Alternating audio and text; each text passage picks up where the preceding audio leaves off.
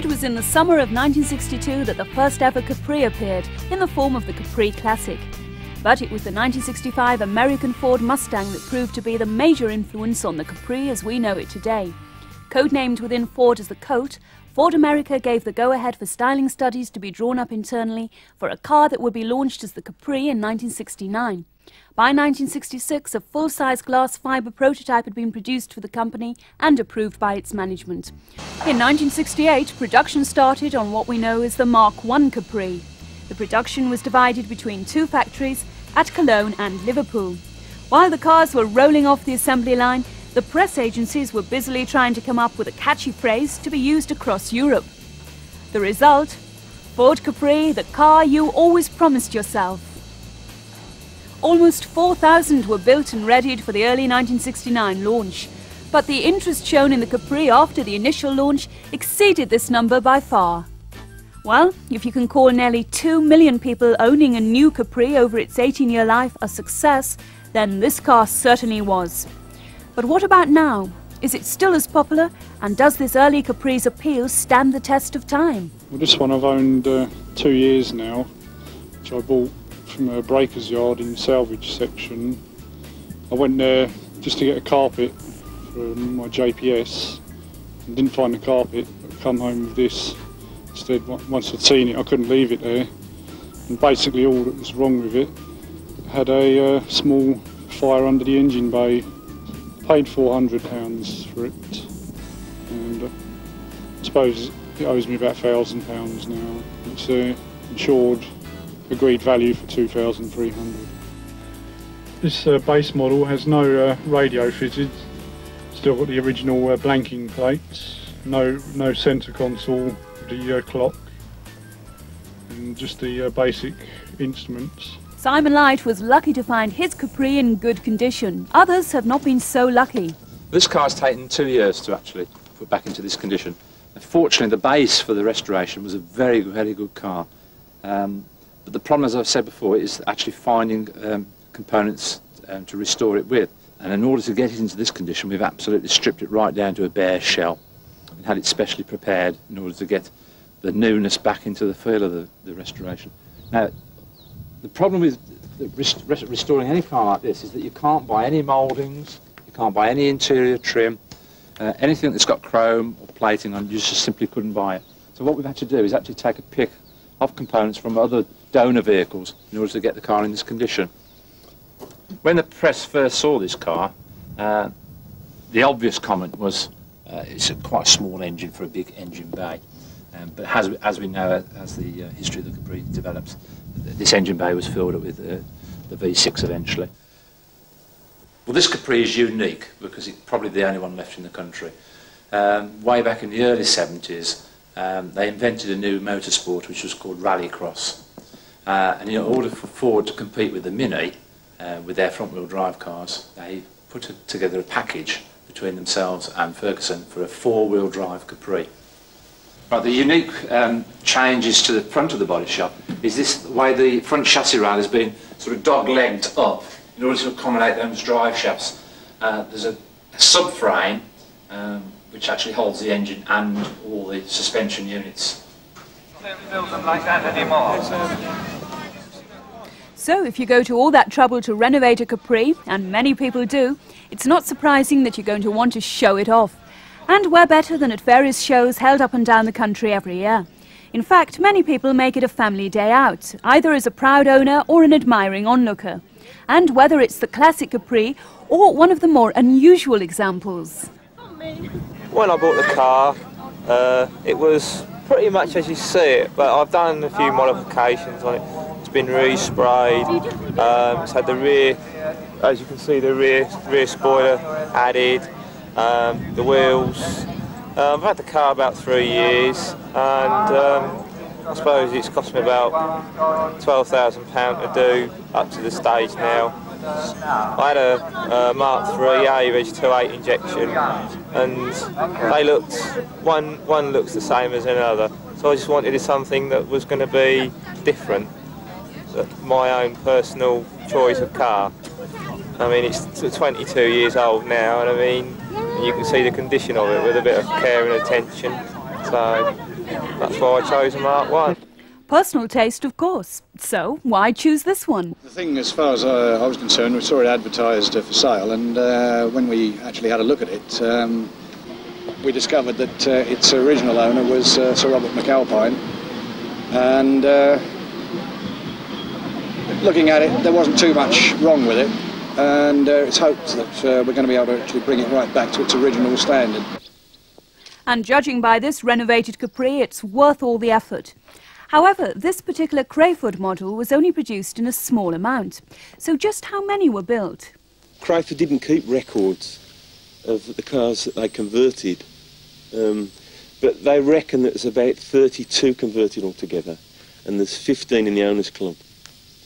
There were other convertibles. There was an Abbott Capri as well, which in some ways was a more well-engineered job than this. It had opening quarter lights, rear quarter lights, and opening quarter lights on the front as well. But they left the rear pillars in, and it's not as flat. It's not as flat as a Crayford. However, the design of the Crayford, spectacular though it was, did not warrant such a high price. Almost double the basic model of the time.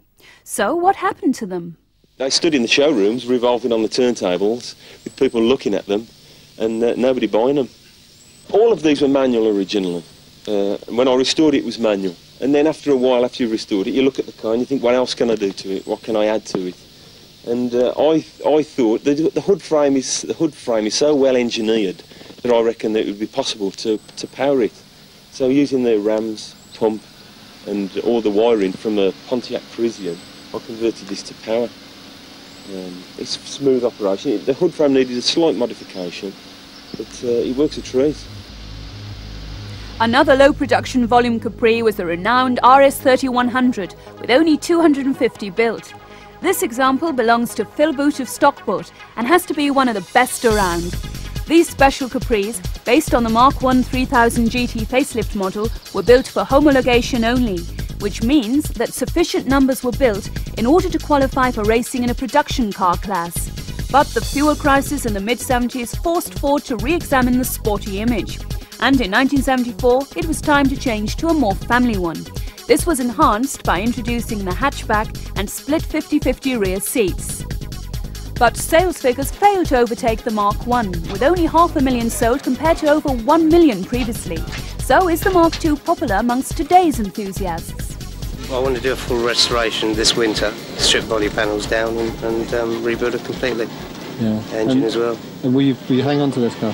Definitely. But this Mark II has to be one of the most recognised Capris ever, made famous in the ITV series Minder. During its life with the broadcasting company, it was stored in a warehouse, so it would only be bought out high days and holidays. It's not an immaculate car, but it bears the scars of a film crew.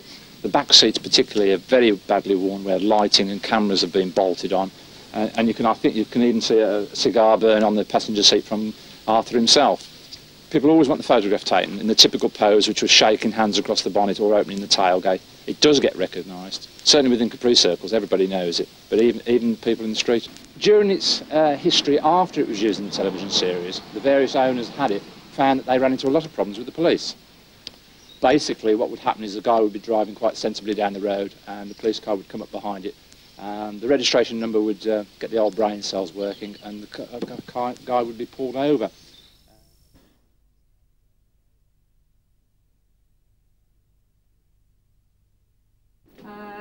And to attend as many classic car shows around the world. I first started to like the Capri when I was at school, and my first aim was to buy a Ford Capri. I saw the Mark II advertised in the Exchange and Mart. I went to have a look at it. It was going to be used as an everyday run around for work, which it was for the past 5 years. I like the Capri because of the style. It's an attractive looking car. And it's easy to work on. I like the Mark II because there's a lot of chrome work. They make things a lot better on the Mark II. There's not so much plastic. With the apparent failure of the Mark II family image, it was time to reintroduce the more sporty, macho model, the Mark III. One person who's contributed greatly to the Capri image by writing many authoritative books on the subject tells us about his early involvement with the car. I I didn't start off too well with the Capri because I missed the official press launch, which was in Cyprus. But I managed to collect my then editor at Cars and Car Conversions from the launch, and he looked like he'd had a very good time for a very long time. So I determined to get to know the car. And I first drove one, I think in 1969, but in England. And I started off with a variety of 1600 GTs. And oddly enough, I started off with modified cars rather than standard ones. The wildest Capris I encountered were the racing Zaxby ones, which some of the journalists drove, and which really were an incredible experience. They had such huge horsepower. But on the road, I think the hottest ones, the ones that made you want to turn Bruce Springsteen on and go into Fantasyland, were actually Ozelli ones, which I think had about 250 horsepower, something like that, which was quite a lot in the early 80s, and those were great fun. The great thing about owning a Capri is this strong following that everybody's got for the marque. But the interesting point is that often you don't see two cars the same. Say, for instance, you own a 2.8 injection, there were about 4 basic major changes with different seats, different gearboxes, limited slip diff, different trim specs. So even within a popular model like the 2.8, there were 4 model changes. The Capri has always had a good loyal following, and in 1981 Capri Club International was set up. A monthly magazine does much to keep the legend alive, and the club strives to keep the car at the forefront of the motoring press. It boasts a membership of over 8,000 and is a good source of new and used Capri parts, like these brand new 2.8 body shells and Mark I rear panels. The club has members with all types of Capris, like this mint and very rare example of the Aston Martin Tickford. These cars were built at Bedworth in Coventry, alongside the Jaguar XJS Cabriolet. A brand new body shell was delivered by Ford's, then stripped and rebuilt to Tickford's specification. So, will you find one of these rare cars amongst owners of the more unusual vehicles? For example, at one of the auto shows? And are they willing to share the club stand with fellow Capri enthusiasts? Security is paramount when owning such a prestigious model, and for this reason many people are loath to put their vehicle in such a vulnerable position. But we caught up with one very proud owner, John Shepard. I've owned this Tickford Capri for the last 3 years. It's had 3 previous owners, which one of them is a friend of mine, so I knew the history of the car. It's got full service history from Tickford's. I've got the original sales forms for the car, so I know how much it was bought for and the date the car was purchased. There is a way to find out the actual build number on the cars. This car is car number 25, and that is stamped on the top of the bell housing. There was exactly 100 built. How many of those survive now, nobody really knows. The cars are turbocharged. There's no 2 cars that are really the same. You know, it's just a nice car. The Tickford Capris have a top speed of about 140 miles per hour, but obviously the chances of reaching that speed on a public highway is quite remote, as it would be dangerous and illegal. However, a place where it's not illegal to reach high speeds, but can still be dangerous, is on the racetracks. In fact, it's a rare sight these days to see a Capri being raced, but we tracked down one such enthusiast, who not only spends a lot of time repairing and tuning his vehicle, but a lot of money as well, keeping his car on the track. In fact, we spoke to him earlier on about a much more basic Capri that he owns. I all started racing Capris 6 years ago now. It's mainly Rover Capri battle. In previous years the Rovers have just proved dominant. The specification as it stands is modified for the Toyo Super Road Saloon Championship for this year now, which allows any internal modifications to the engines, any carburation, exhaust system. Suspension can be uprated, but you can't move pickup points. You can use any brake components from a production line saloon car as long as they bolt straight on. Wheels are free.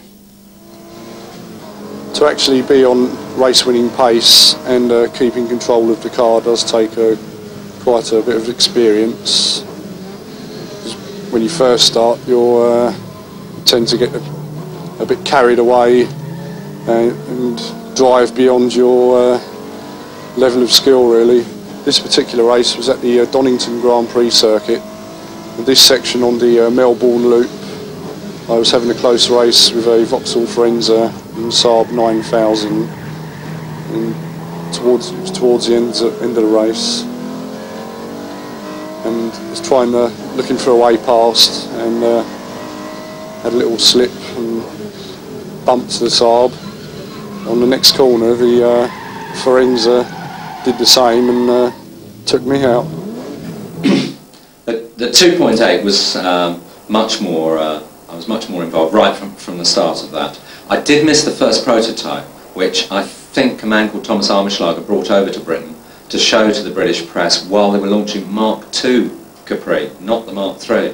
And as you know, several years later, before they could put it all together in a Mark III body, I think they were surprised by the level of sales that the Capri had sustained in the interim. They always said it wasn't worth re-engineering it with the 2.8 engine, which of course was in the Granada. And eventually they decided it was. And I first drove one at the Nürburgring, I would think in probably June 1980, something like that. Since its introduction in 1981, the 2.8 injection outsold all other models in the Capri range, and in 1984 the final brochure change to the powerful V6 engine had arrived, the 2.8 injection special with splendid half-leather trim and limited slip differential. 1984 also saw the slimming down of the whole Capri range, with the final edition 1.6 and 2-litre lasers. This time the features included Truro trim, 4-spoke alloys and an optional 5-speed gearbox. This streamlined range indicated that Ford would soon axe its by now dated and exhausted 2-door coupe, despite its popularity. Throughout its lifetime, the Capri has certainly attracted some rather unfortunate publicity. This was long before the introduction of the more powerful V6 injection models. The press certainly contributed to this stigma, but various clubs have done their fair share to try and project a more positive image. Well, the image, the boy racer image of the Capri is something that you can't ignore. The press will always pick on it. We try to encourage people to go the opposite way and to go for the classic car status of the car. The car will always come across as a boy racer image, and the press don't help. And I can foresee in the future that in television documentaries or television comedy series or in serious bit of filming, they will always portray the car as a boy racer image. Capri production ended in 1986, so it's now up to individual owners to maintain their vehicles on the road. Getting caught in the odd puddle or two won't help in this cause. A little help is needed by the owner. So what can be done if you use the vehicle every day, especially in the good old British weather? And I should know.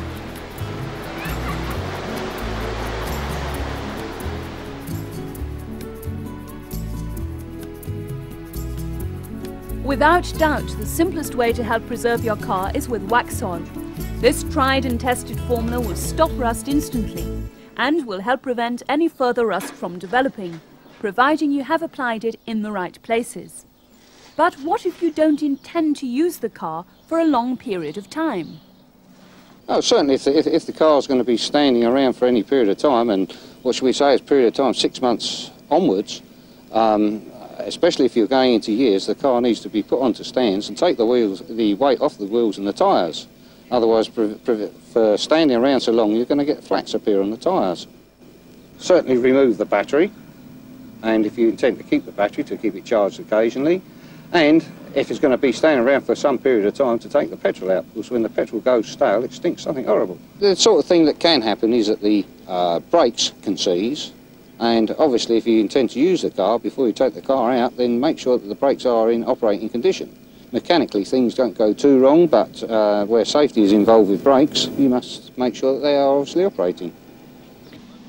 Obviously, not everyone has the ideal facilities to store a car, and some are left exposed to the elements.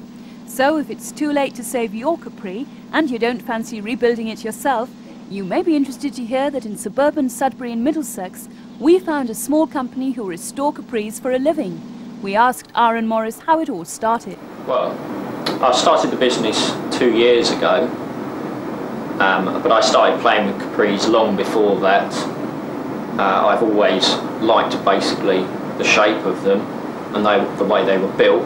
So it's nice to be able to get hold of a car and build it up for someone to the spec that they want. It started as a hobby, just something I did in my spare time, helping friends out who had Capris, and they said, well, you seem pretty good at it, why don't you try doing it as a business?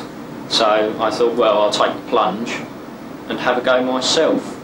And it sort of progressed from there, really. It's lasted 2 years now, seen most of the recession out, so fingers crossed if I can keep it going this long, and hopefully it'll hold out. But if you do decide to undertake the long and arduous task of renovating a Capri by yourself, you are going to come up against more than one hurdle. Many people have found that it's turned out to be more work than they'd anticipated. Worse still, trying to get hold of spare parts can be a complete nightmare.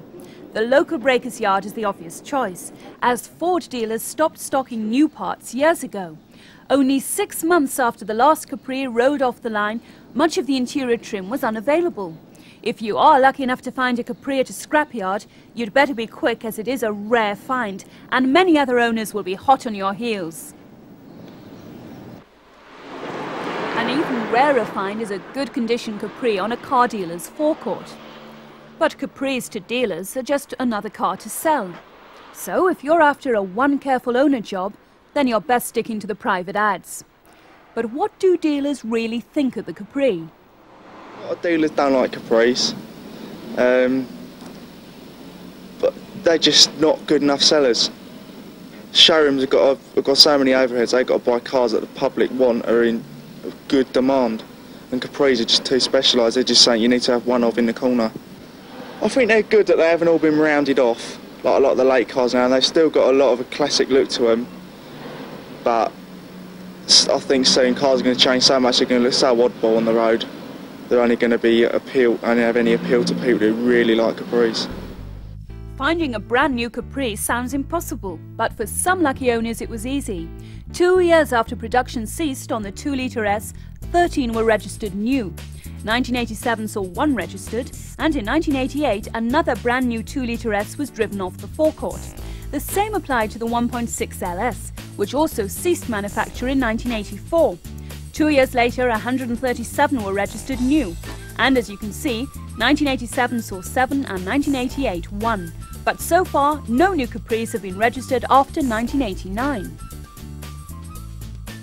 The official last new Capris were the 280s, another limited edition of just over 1,000. This was seen by many enthusiasts as the ultimate car to own. So what was different with the 280 compared to the injection specials? Body colour for starters, a unique metallic called Brooklyn's Green. Full raven grey leather interior, tastefully finished in red piping. Black leather steering wheel and gear knob. In fact, the leather seats contributed much to the demise of the 280s, as we'll discover later. Initially, many dealers had trouble selling them, mainly because of the price. But it's interesting to note that, as with the LS models, the 280s were still being sold new up to 1989, despite being manufactured in 1986. Out of the 1,038 built, 21 are still not registered in the UK. Perhaps they've gone abroad, or maybe they'll turn up in the future.